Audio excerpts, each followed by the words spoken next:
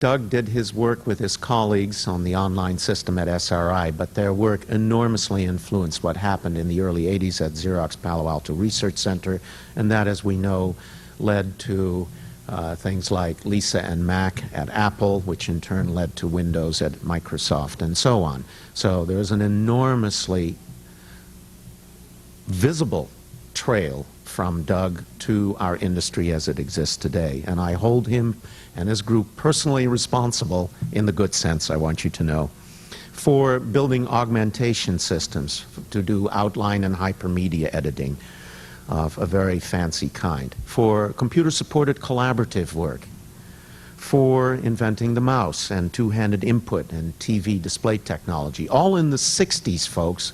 I want you to remember when this was all happening. His was also the shop that I came to that for the first time really made it clear what the power of good software engineering could be. They wrote meta-assemblers and meta-compilers and all manners of tools to help them build tools to make good things for end users.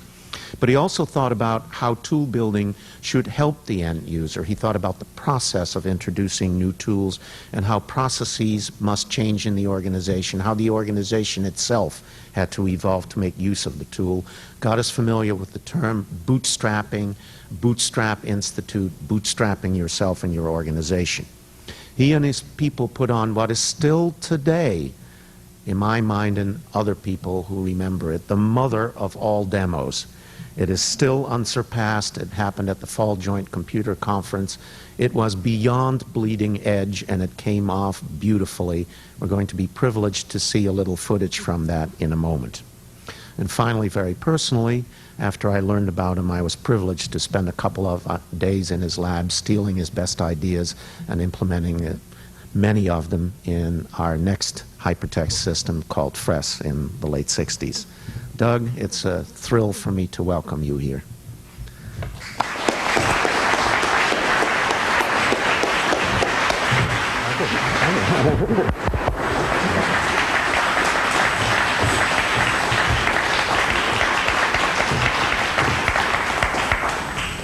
Well, thank you very much. This is a real treat, and it left me a little bit awash in trying to tell what I'd like to tell as something that fits into the Bush picture. And I think the best thing I can do is go sit down and start giving a presentation.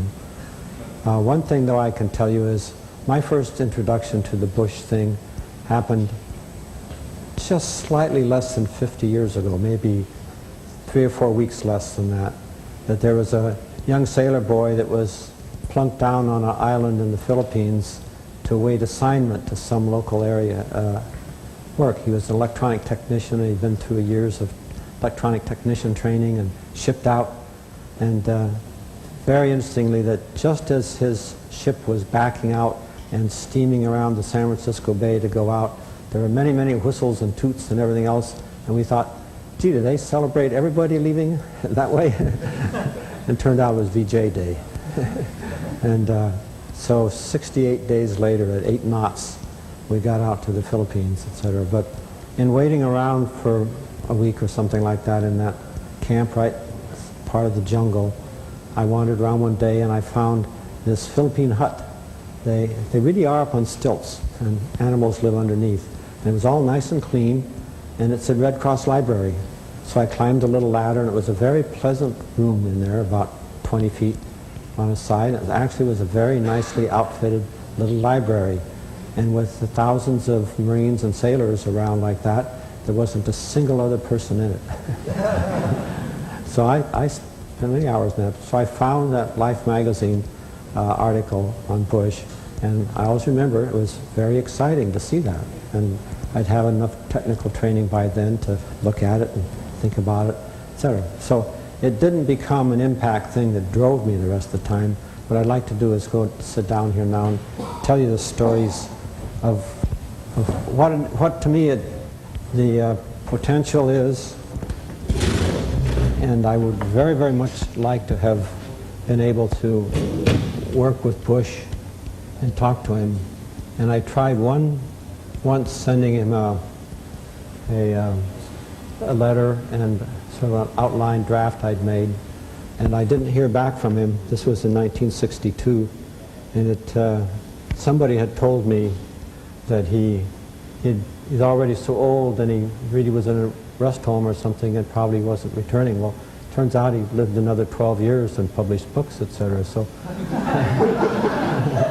but I wasn't aware of that.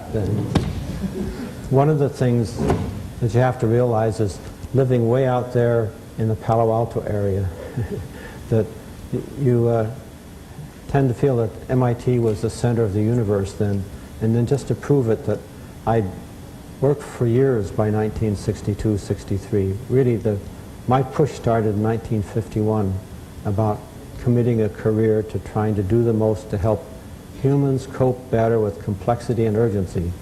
And computers and interactive use was the idea that came to my mind, and I actually envisioned how that would work. And that engineering training and the technology and the radar made me realize that anything in a computer, if it could punch cards and print on paper, it could create any kind of image you wanted on a screen. And it could interact with humans easily, interactively, etc. So I just pictured it working interactively. Well, of course. This is a very naive country boy, you understand, that is still a country boy. But anyway, so I said, all right, there's a direction. I'll go back to graduate school. Berkeley had a research program in computers. They had an O&R contract to build one. And I got my PhD 5 years later or something, and it still wasn't working by then. But anyway, in the first computer conference I went to was down at UCLA in 1953, I guess. And practically, it was that year's computer conference. And I think there were 65 people there in a lecture hall in UCLA. So if you think back in the history of things like that, you have to realize the emergence very slowly of something the rest of the world wasn't paying much attention to. And so the cost of things relative to salaries, etc., was much higher than it is now. Anyway, for me, that pursuit of saying, what can you do to help work with complexity and urgency, in which the real problems humanity faces, those are collective problems.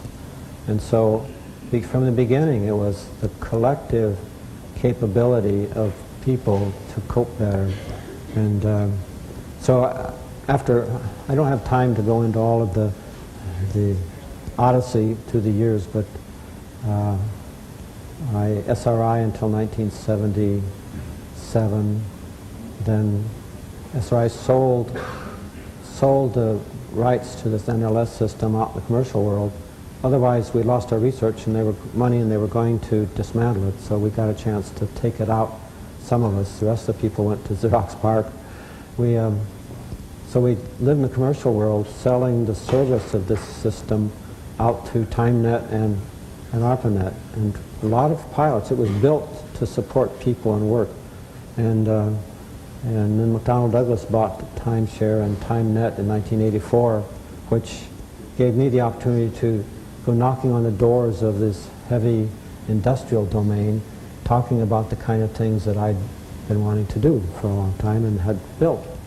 And it was very interesting that the architectures that we'd evolved were the first thing that appealed to them.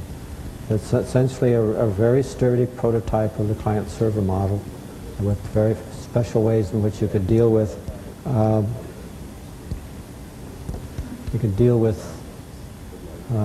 variable classes of workstations and variable classes of users looking into the same work domain.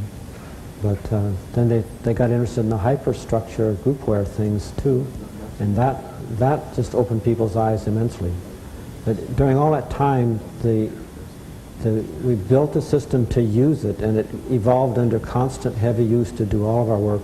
So, and by the time we'd gone out and worked with other organizations and seen what happens when you introduce things like that and get people to adapt themselves to use it, our image about the problems, the challenges, the potential, the requirements, etc., grew to be somewhat different from the rest of the hypertext world, which was a problem in itself because it made it harder to be part of that world. So anyway, in 1989, my daughter Christina and I formed Bootstrap Institute, saying, the real need here is a strategy for how the world can really go after the potential of boosting its collective problem-solving capability, and begin using the term collective IQ in a very real sense. So the presentation here is all built around these boxes. About 8 or 10 of them are paradigm issues of some significance. And it had occurred to me after quite a few years that to walk up cold to people and start telling them the potential that was there and the path to go after it, we had a great deal of problem because of the ways our minds get fixed about certain things. We grow up in an environment and we just take much for granted. So these paradigms are the important ones. And in this presentation, I can just go highlight any of these boxes in this way, or I have also the option of saying, show me a brief little subtitle under it.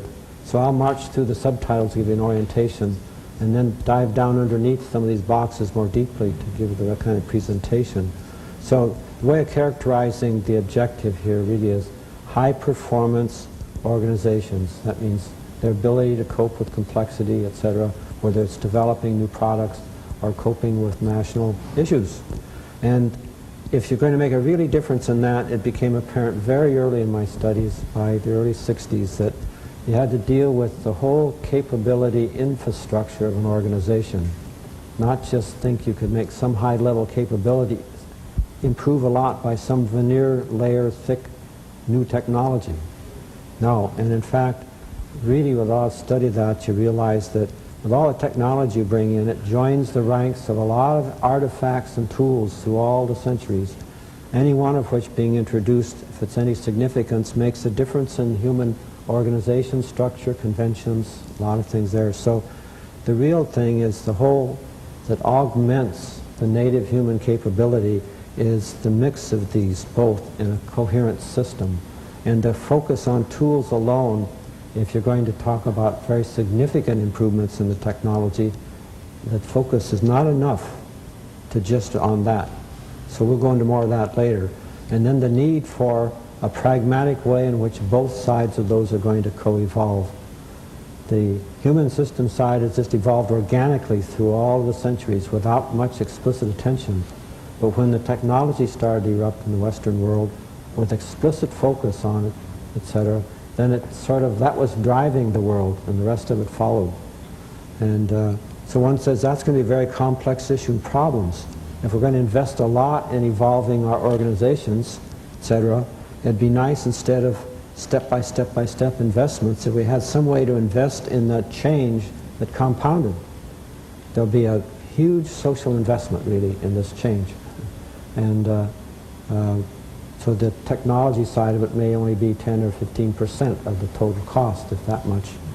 And so how do you want the best strategy, etc., like that? Well, do you want a criteria for investing? Yes, a whole set of them, right?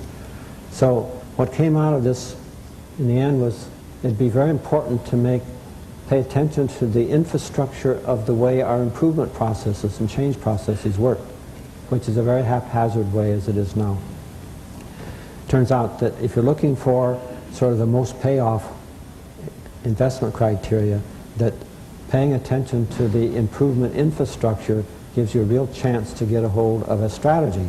And out of that comes a sort of a strategy of saying, look, if you're going to improve the end capability, for instance, in product cycle time, if you also can at the same time be trying to use some of the similar capabilities that you're going to improve your improvement process, you'll really start bootstrapping. And that's the basic thing. Diagrams I had in my 1962 paper, etc., like that, were just full of all that kind of feedback between elements and such, and realizing that. So it turns out that this kind of collective knowledge work, the concurrently developing, integrating, and applying knowledge in any collective sense is a real key to that. It's an extremely important end product for organizations to have improved. But if you do get some of this going in small groups even, and a high level of new capability in that, you can plug that into the improvement cycle to accelerate it. So that's the thing. So that's why we call it bootstrapping. Improving your improvement process, picking yourself up by the bootstraps. So That's a strategy we're trying to tell the world about.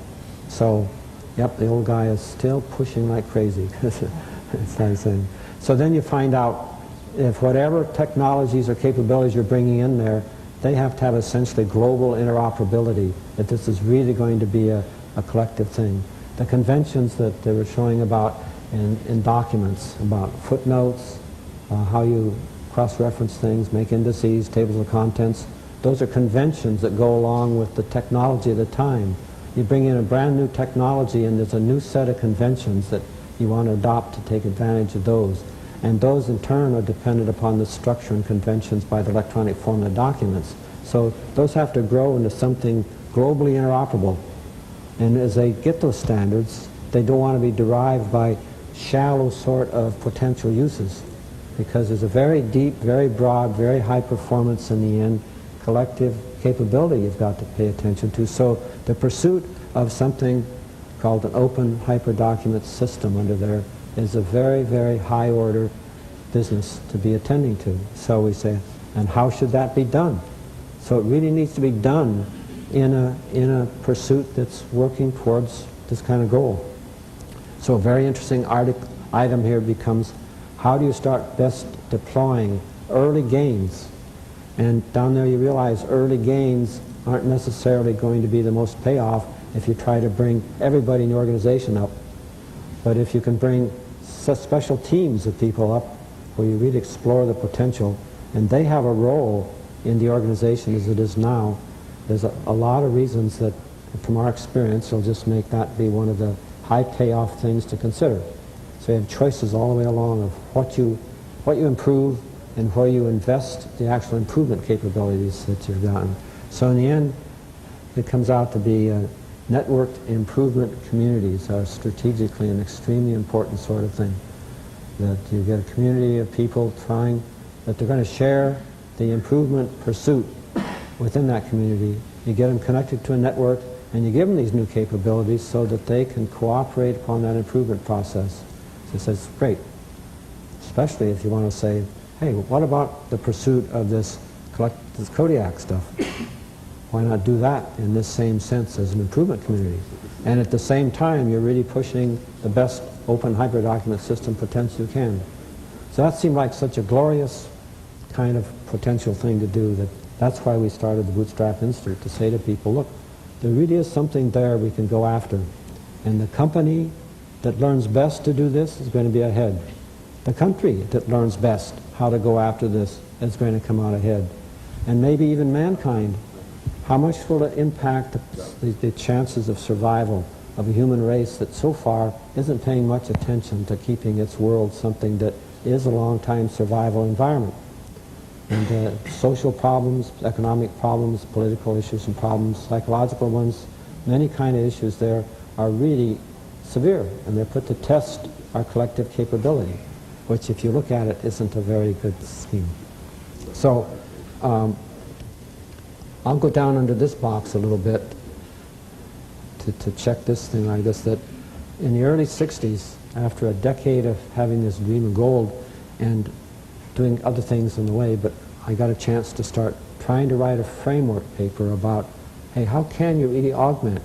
And as I started listing all the neat things you could do in the tools, is when it really dawned on me that you have to list these other things that are given to the raw human being as he emerges into a society in order to be capable of operating. So the net capability is the basic human mental, sensory, motor bundle of potentials in there that have to be trained, conditioned, etc., in order to really harness. Give him all of this and train him and condition, etc., inside of that, and this system augments the human. So that's all we have. And so tacking things into here have that same fundamental. Well, I'd already been in the late 50s just realizing that all my dreams of this depend upon the assumption that computer technology, digital technology is going to be very much cheaper, very much faster, very much higher capacity, etc., like that. And the only potential is if it really gets much, much smaller. So they were talking about the, chips, putting all the stuff on chips, etc. So I got a research grant to do a study about the dimensional scaling of electronic components. That means as you cut everything down by a factor of, say, 10, well, different phenomena shift at a different rate. Some of the phenomena depend upon cross-section area, some upon a linear dimension, some upon a volume. So each of those, characteristics of something is going to change differently with the change in scale.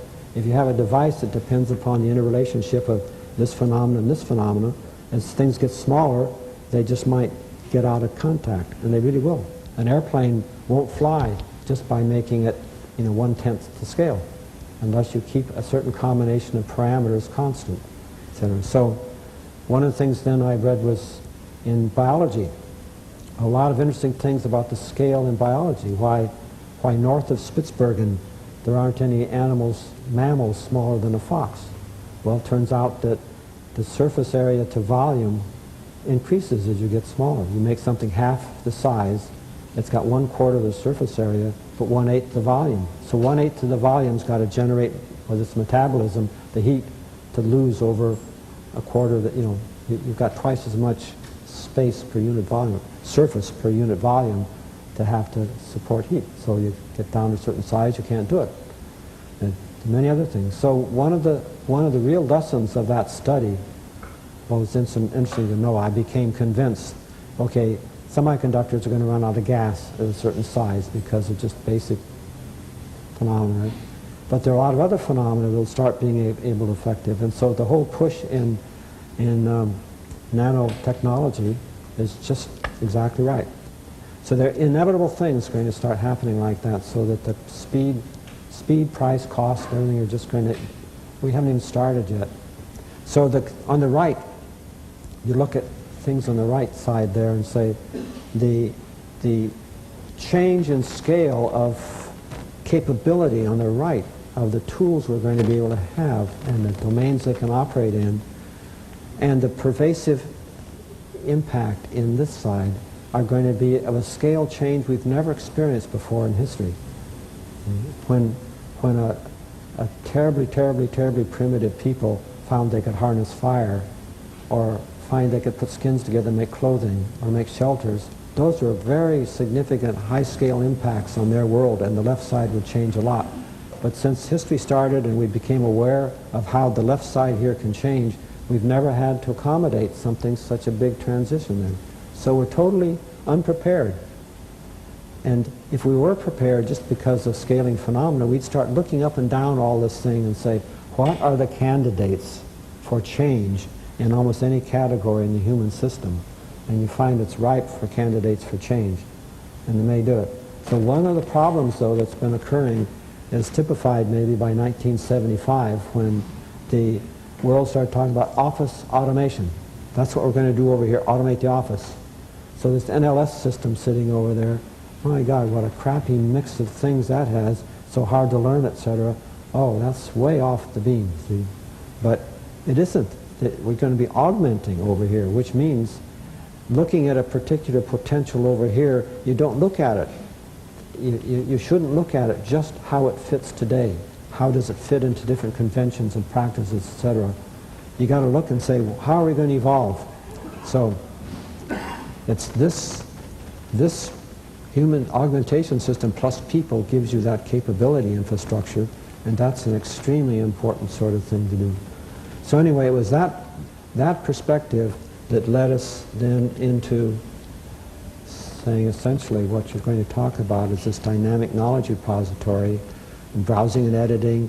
This today, we're really getting these things in co-evolved so that with an ordinary web browser, you can start diving down more deeply into the environment we've been used to, or stay out in the web world like that. So capture and management repository and integrating the groupware is sort of the slant. But where did it start? Shared files, of course, but not for 1 minute did I think about that. I looked at that language aspect in that human system and said, there seems to me a very critical thing. As you work with concepts in your mind, they're structured and related, etc. A lot of explicits and some associative, yes. But when you externalize those concepts, you give them real symbols in your mind and work with them. And then when you externalize that, that's the real way in which you share with people and work, either verbally or on writing. So what can you do that's new for candidate? Well, gee, you can try giving it structure so it sort of tries to map better the structure of the concepts in your mind. So it's more than just not linear, it's structured, and the relationships between people with a lot of concepts can have explicit relationships. And you can interlink them by cross-citing. Those are two separate kinds of aspects of it. Also, you said, oh, I can look for lots of different views once I have it in there. The computer can help me put it in there, can help me view it. Not only move around there, but view it. So we generated quite a few optional views. One of the things we said, oh, the view of looking at a page is literally the last thing we want to do. That's before we publish or something like that. When you're working online, we don't want to bother with pages, something like that. So that's something where we right away departed from the rest of the world. WYSIWYG, we laughed at it. We said later on, the last thing you want to do is make it look like a piece of paper when if you're going to go print it. But if you're going to really use it online, there are a lot of things about pages and all that get in your way of what you can do. And the browsing, shared screen was an important thing from the very beginning, that I want to be able to work with my colleagues. From the very first concept, that was the way. So we built that sort of thing into it. So if one of the things I've got to do is, we're already running quite late. If I run another 2 hours, what should I aim for? Andy? Okay, another half hour. Good. All right, I'm going to dive into quick pictures of some of the things we built back there in those days. So here was the second interactive display that we built to run on a second computer. And you say, well, that's a pretty big box, isn't it? Well, yeah, because you couldn't get memories in those days that could give you bitmap memory. So you couldn't make a bitmap screen. So what you had to do was draw everything you wanted by deflecting the beam. If you wanted a big tube that had visibility and bright beams, that was a very high voltage, high accelerated beam that was hard to move. So it took big heavy amplifiers to move it. And that those could have very fast response so you could do it quickly was hard to do. So this box here, this box here contains the amplifiers to move the deflection. Oh, what generates the display? Well, you see this box over here has all the stuff that generates the deflection for the display. So the two together are the display system, separate from the computer. And we had to get that custom made for maybe $80,000 in 1963 or 64 money, which was a lot of money in those days. So you said, all right, it was expensive to do that kind of research. So one of the things we wanted to do is try different kind of selection devices. So this was one of them. Judy's sitting there holding that. We tried it, quite a few of them, and one of them we tried was this beautiful thing made out of wood. And here's another interesting connection with Vannevar Bush, or whatever it is, Van Bush, which I didn't appreciate at the time, but I'd seen when I was an undergraduate a device that's made up of a couple of arm linkages. You move a pointer around a closed area of some chart you've made, and by looking at the wheels that are on there, etc., you can calculate the area that you've enclosed in this tour. And I wondered how that worked. So the professor said, well, a wheel that's moving sharp like that will only resolve the direction it's rolling. If it slides sideways, it won't resolve that component. So it just sums up the component of displacement in the direction it rolls. Well, that's all that this was then, is two different orthogonal wheels rolling on the surface. So it's related to the way that the differential analyzers, ball disk stuff worked and like that. But I didn't make it back, excuse the expression, to Bush at the time. But anyway, that's just one of all the nice things, even though we tried a knee thing. You move your knee up or down by pushing on the floor or wiggle it sideways. And we picked the shapeliest knee to get the photograph, of course. And I made a head pointer, but the mouse really worked. The other thing is the parallel input. While you're pointing, what are you going to do? So we said, we built this, and my kids learned it. We talked to each other. Very simple. The letter A is the first one, B, two of them are C, this one alone's D. It's just totally binary. Turns out Kids learn it very quickly. You just draw 1, 2, 4, 8, and 16 on their fingers and tell them how you count. And they pick it up right away and then say, look at the alphabet. So that makes a big difference when one's working.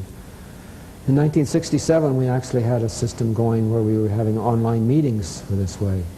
But we went up, when we were going to get a time-sharing system, scaling again, you could get much cheaper, higher resolution speed on a small tube. So we get a bunch of them, we could time-share and put an industrial camera shroud to look at it. And this produced the video out in the room, and we time-shared drawing the pictures on these little screens like that.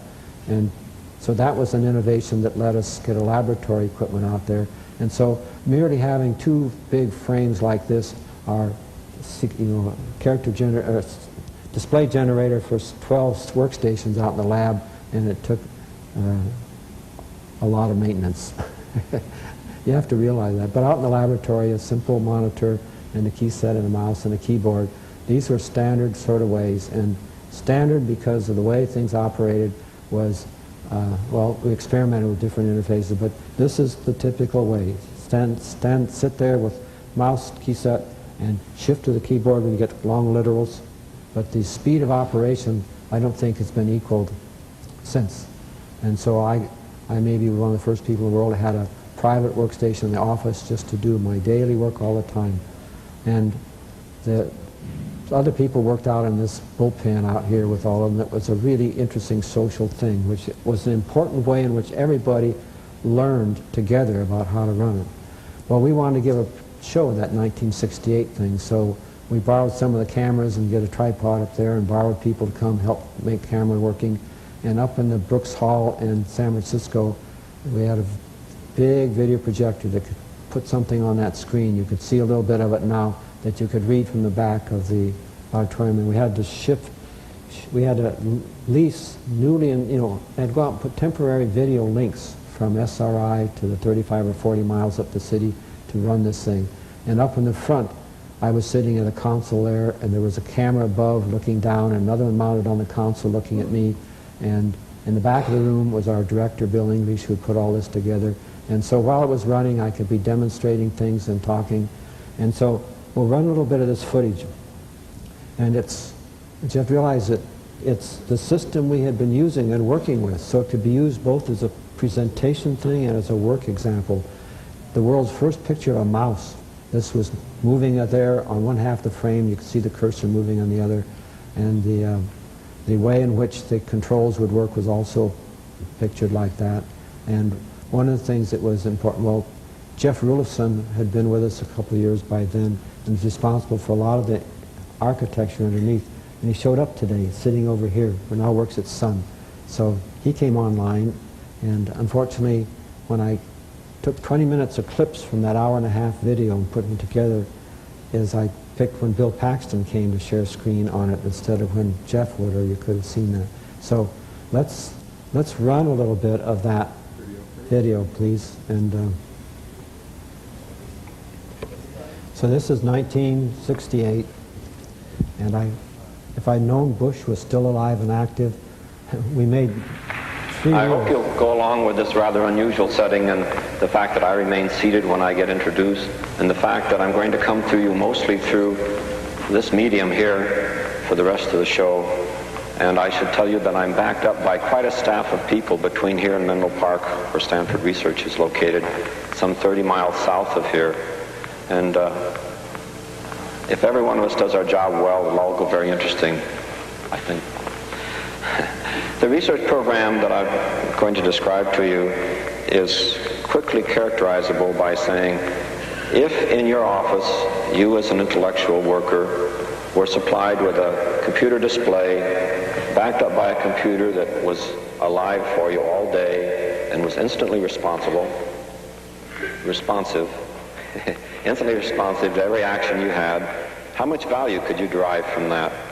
Well, this basically characterizes what we've been pursuing for many years in what we call the Augmented Human Intellect Research Center at Stanford Research Institute. So look what else we can do in here. I've got this file that's structured. If I want to see what's in there, I can walk down the hierarchy levels and see or return. But there's another thing I can do. There's a root dice that I have here. So here, I'm afraid I'll need a different picture of the view. So here's what I drew with a picture drawing capability here. It's a slight map if I start from work, and here's the route I seem to have to go to pick up all the materials. And that's my plan for getting home tonight. But if I want to, I can say, the library, what am I supposed to pick up there? I can just point to that, and oh, I see, overdue books and all. Well, there was a statement there with that name on it. Go back. What am I supposed to pick up at the drugstore? I see, very interesting. All right. Market? Oh, I've already seen that. Rather snow like that. Gee, that's too much. Anyway, so we have this feature of structuring our material hierarchically, being able to move around it very well. When we get a hierarchy, such as I can show you here now, I can do things if I want to just say, I'd like to interchange produce and canned materials. Bingo. And they're all numbered rightly if I care to look. Interchanging them very quickly. Cans are going to get interchanged with produce. They do it and all gets renumbered. So I have ways of studying over, making different views, moving around, going to specified points, and modifying the structure. At the same time, I've seen that I have a repertoire of different entities, like character, knock off that character, replace the character, make that P. So I have entities of all sorts that I can say I want to do operations on, and this basic structure that I can move over and study and get about very quickly. So that is the essence now.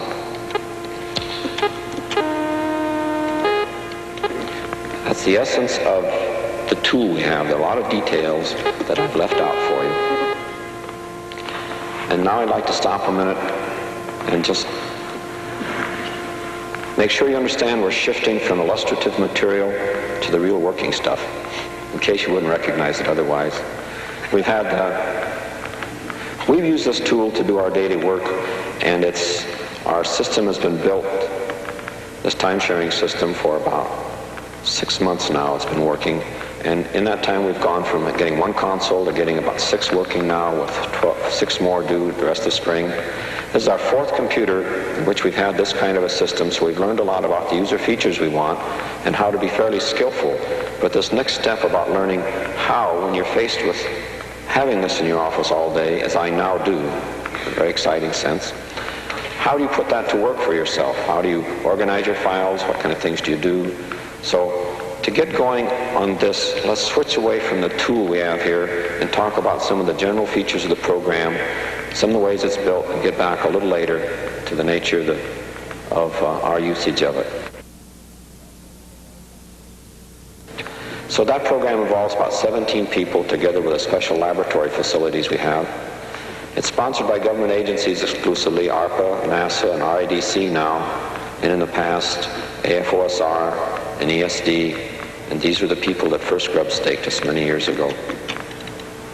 All right, and it's been a goal-oriented pursuit for many years, and I think we can just go off and get a quick little picture I sketched to show this is the staffing over the years from 1950 on, and it's had slightly bumpy history. During these years, there was only one of us. I go back to where I was and say, let's continue on in this file.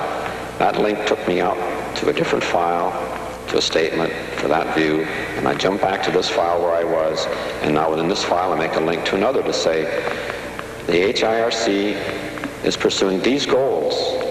Basic goal, improve the effectiveness with which individuals and organizations work at intellectual tasks.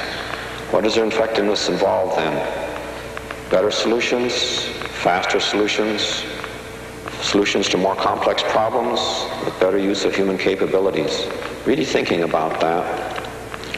But a corollary goal is, besides improving the effectiveness, to develop a system-oriented discipline for designing the means by which greater effectiveness is achieved. That's very important to us. The approach for this should result in the system-oriented discipline. Let me just show you how I constructed this file. You notice underneath there with that. And that there was just a link hidden here that went back to this view with a slightly different view parameters.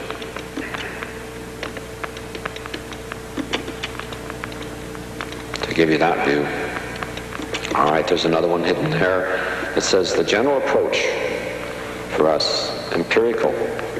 We're pursuing this monstrous goal, monstrously difficult, by building and trying empirically.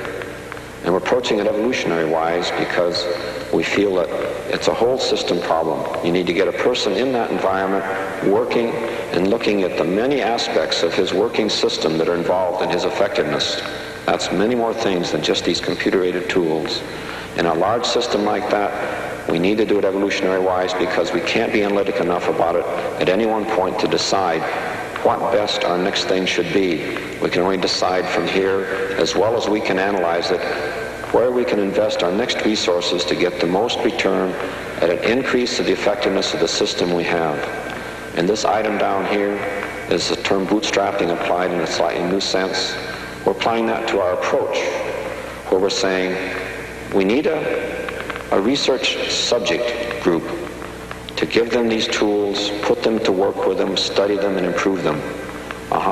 We'll do that by making ourselves be the subject group and studying ourselves and making the tools so that they improve our ability to develop and study these kinds of systems and to produce, in the end, this kind of system discipline.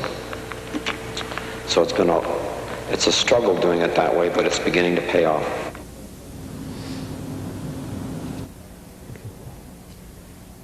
Oh, it was tempting to run. These are clips taken from an hour and a half, and there were a couple things in there I really wanted to get to, but the time's running too short. We brought, during that hour and a half, 3 different people were tuned in that their faces appeared in here, and we were seeing their work, or we were sharing the screens together, etc. And one of them I was hoping to get there and show you, but these videos are available if people might be interested in them. But what I wanted to do was come back to this screen here and to there, right. That we sort of saw the mix in here, and in those intervening years after that, we did a lot of things that were much beyond what we've been talking about here. And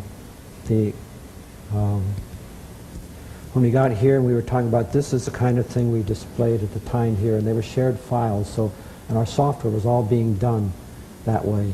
And when Jeff Rulifson was one whose face was brought up, and he was showing the structure and all of the software, sort of like that. But the next thing we did was integrate email, because the next 2 years later we started operating on the network with the second node on the ARPANET, and we were to provide the Network Information Center. So we were providing integrated email, in which these were the hyper objects that could interlink between email and to the shared file. And at the same time, another thing which is a very significant sort of part of our work, which has I don't see it used yet out there, but just made an immense difference in how the dynamics of the dialogue go on in there, that when you submit a document to this software and administrative operations system called the journal, it would get cataloged. You would do it in a way similar to launching an email with more new fields that could go into the catalog, and instead of sending the content in a message, you could just put a link to some other file, and that would get cataloged.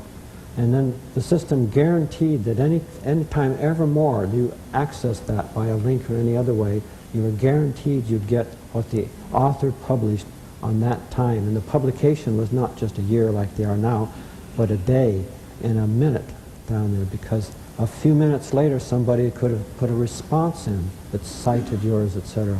So the dynamics of all of that for managing dialogue flow was just terrifically. When you watch email and a lot of conference things out there and you realize you can't do that in there, anyway, it's a very significant difference to that. Well, I terminate. We can literally spend hours in all of this, and If I want to be any kind of a friend of Ed Van Dam's in the future, I'd better get through. But gee, what's it worth, Andy? The one thing that really helped me a lot in trying to portray to people what I sense about all this is to take those two major dimensions of the augmentation system and make it like a frontier. You have to realize that each of these dimensions in turn is a multidimensional vector. And to array that along a vector line such that you can say that's increasing system improvement would be hard to put done. But just picture it that way. And we can picture today out here some frontier boundary. But we're pretty sure in 20 years there'll be technologies available to harness that are way beyond that. But similarly, people are beginning to realize about the process re-engineering that's potentially available, the new skills, the new roles, etc., that can go on the organizations. Those all make something in this vector. Our organizations are all clustered down here now. The product people are, maybe the most of them are out here someplace, close to the edge of what organizations can use. But they're not going to make things that organizations can't use yet. So what is an organization? If somebody brought a technology that was way out here that could really provide really new changes, would there be any market for it? They wouldn't picture any. There's no market pull from the large user organizations that clusters or communities that could benefit by this new collective capability. They don't know, they don't have the experience to know what they want to yet, because this is an unexplored frontier. Exploration has got to be more than just people writing papers or a few graduate students trying something. To explore it, you really have to put up a group of people that's going to live that way, to do heavy knowledge work that's representative of what it's going to be like when they're part of a larger collective organization. And it's like saying we need outposts out there. Well, you could put one out there now that used the forefront of what technology and the product line could cause, or somebody could bring out some brand new technology and sort of say you can harness that in the most advanced process engineering organization. But where's this as a frontier? And where's this? And where's the responsibility lie in our society for exploring that frontier enough so any kind of interested organization says, God, we've got to get out there, because if we don't, the ones who do are going to win. See? That's true for a country too. So who's going to do the exploring? Because it's very different from a group of people that can make an exploratory technology and demonstrate it. This is where you've got to have people who've adopted their learning and working basis in there, that's in a way that's like, you says, oh, that's representative enough of how my whole organization work, or some significant part of it. I'll move one department or one division or something out there now. All right, you have to realize that the cost of moving vertically in this space is much higher than moving horizontally. And that if the horizontal thing keeps plugging out there and forces organizations to zigzag out here, that's extremely expensive. So you say, industry and the product people would never do that, would they? Well, you know, the personal computer field was about 10 years old before they started doing anything significant with the networks. And yet when they began 11, 12 years ago, it was clear there have been 11, 12, 13 years of experience with the ARPANET, where it's very clear that anybody who's going to really work significantly at an interactive terminal wants to be connected.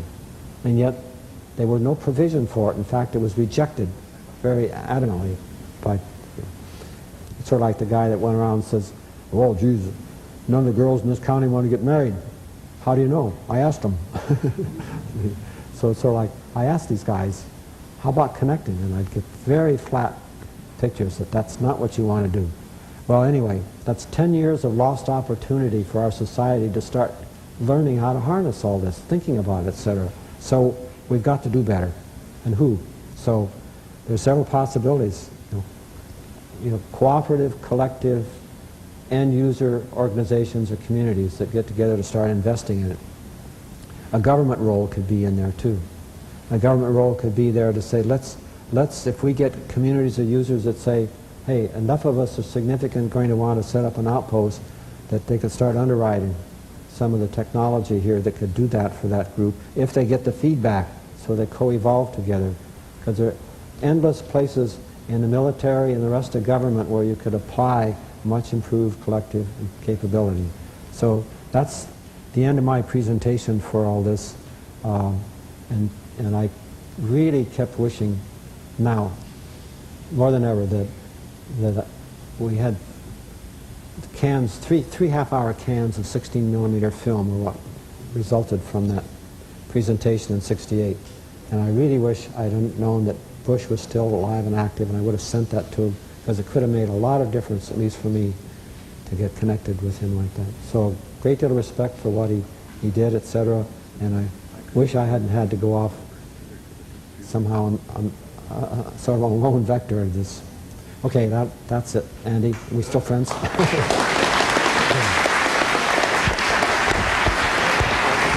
that on.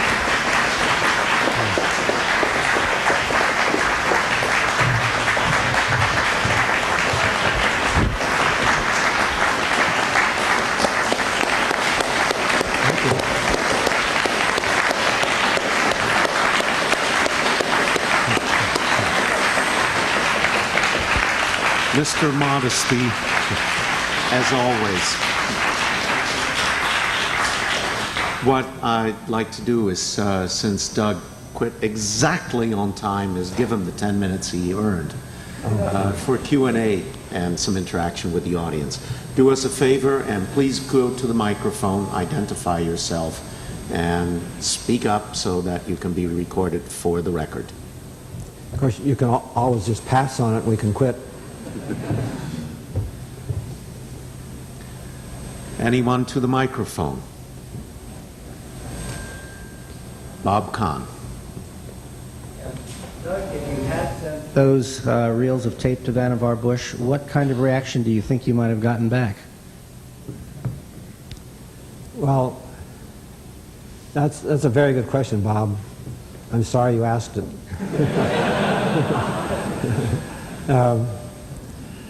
What my experience had been from the 50s, even for many, I mean still often, is people that I would have thought would get excited about it would get turned off, or would feel like that, you know, I was invading some domain as a alien stranger who didn't understand that domain and was talking about bringing toys to bear that didn't seem relevant. You know, one thing, experience that stands out very much in my mind, in the very early 60s, 60 or 61, I had a chance to visit, was invited to come and talk to the group at the Institute for Behavioral Science or something like this, that were people who came on a year's sabbatical to Stanford and sat around and thought and talked about behavioral science. So I went over and talked about this at the time, and afterwards, sitting out in the patio at a picnic table with 4 of them, I started to get really beaten up. And turns out that one of the guys had been specializing in information retrieval for decades or something like that. And he honestly felt sort of violated, that here's somebody talking about bringing some toys in that didn't understand what information retrieval is about, that the professionals have it under control, and that I should just get out. I don't have the same years of experience with that. People in psychology, people in social science, people I would get that very often through the years. And so if Bush had gotten back in touch, I wouldn't have been terribly surprised if he'd responded that way. But I kept trying, and I would just have delighted if with his experience, etc., out there in his contacts, if he could have sort of participated with me somehow in saying, okay, where next? Did I answer? What else? Doug, if your work had not been interrupted in the mid-'70s at SRI and funding had continued at a high level, what are some of the other things that you think you would have worked on? Well, we had a program actively started of enlisting organizations that could access us through the ARPANET to start learning and trying. And we would have been just going after that bootstrapping, where you come into an organization and you can't expect them all to go change. So, and you can't expect just to wheel in a truckload of technology and expect them to change. So we'd start out by saying, you have to appoint somebody, hopefully not a programmer, that we're going to call the architect of your knowledge workshop. And that has to be a person that the user group that they're interested in respects this person as understanding their work and their job, etc. And that person is going to be the architect working together, and we support that person and learn a lot from that person and go involved. So we had a prototype community like that going that all just got clobbered, etc. But then there are many, many technical things that we just were waiting to do. We very much would like to have added speech, so you could have recorded speech inside of there, and of course the graphics would have been better. And to learn how to interface with CAD systems and database systems and the like, so that a lot of evolution. I still think it's there to go after. And the things we've been doing now are realizing that the World Wide Web just gave the world an extremely exciting stimulus. It's a priceless thing. And it'd be very nice if somehow that momentum can carry on to say, look, not just for publishing, but let's move that kind of capability into what we do every day, minute by minute. So every memo I write is linkable to. Let's make it so every object in it is addressable intrinsically, that I don't have to go put a tag on it on purpose so somebody can cite it. There's a list of about 15 things like that I wrote down last spring that, anyway, I'd be giving you the whole lecture, wouldn't I? Oh. Just to follow up on this speculation of what might have happened if you'd gotten a little bit better communication channel with Dr. Bush. When we found your letter in the MIT archives, it was around 1962, and from what we could tell, his health had been up and down at that point, and he clearly wasn't around when the letter arrived, and it was a secretary who responded. Now, just also to give a little perspective, there was a large technology effort here at MIT in 1965, I believe called the Intrex project at the library, where they were trying to create the library of the future back in the past, and they were doing this with a combination of microfilm readers and electronic computers, and they made a tremendous effort to get him to both come and speak at a large conference and interact with the people, thinking that he would be interested because they felt that what they were doing was clearly related to his work. And at that point, he'd really distanced himself from this. He was willing to come and give a 10-minute speech, but he didn't seem to be all that interested in interacting with people who were following it. And I think part of it is this paradigm issue that you were on the other side of. He was very much an analog machine person, and he felt rather uneasy with people who were dealing with digital machines, because he wasn't the expert in digital machines, he was the expert in analog machines. And I think you in a way were suffering from that problem. You were a future expert on a technology that most of the experts at the time didn't really understand. Yeah, I've just learned a lot. What I really think is that the biggest limiting factor in whether our society, or how fast our society can really integrate the potential of all of this, rests upon the paradigm shift factor. I call it the paradigm shiftlessness. That it's a very natural thing, and I felt very injured by it for a while, and then this introspection you're supposed to do, I realized I do it too. See, that people can be trying to tell me something for quite a while, and somehow later when I find out that's what they were trying to tell me, then it's easy to be angry at them because they didn't really explain it right. I'd like the privilege of the last question. Doug, what do you think the hardest several research problems are that remain to be solved at this point? What do you think we need to put our focus on?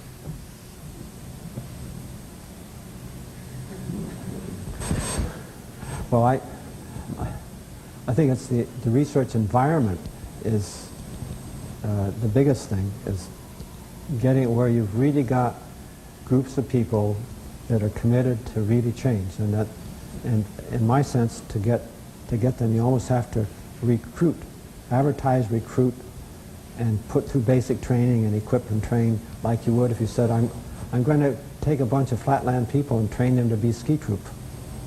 Or something. You got to equip them and train them before you can start learning what it's going to be next. So that's what I feel. High performance teams are something we should really go after. Okay, with that, again, it was terrific. It was a privilege having you here.